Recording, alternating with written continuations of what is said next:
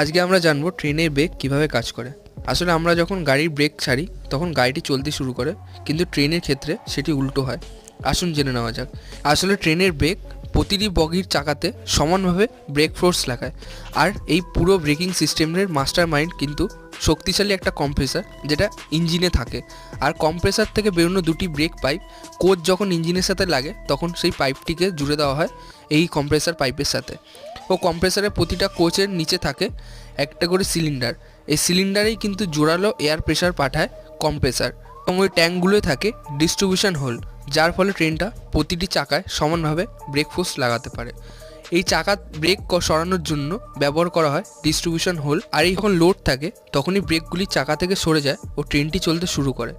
আর এরকমটা এই জন্য হয় কারণ গাড়ির ব্রেক ফেল হয়ে গেলে গাড়ি দাঁড়াতে পারে না, কিন্তু ট্রেনের ব্রেক ফেল হয়ে গেলে একটা হাই স্পিড ট্রেনও কিন্তু কিছুটা দূরে গিয়ে দাঁড়িয়ে যায়।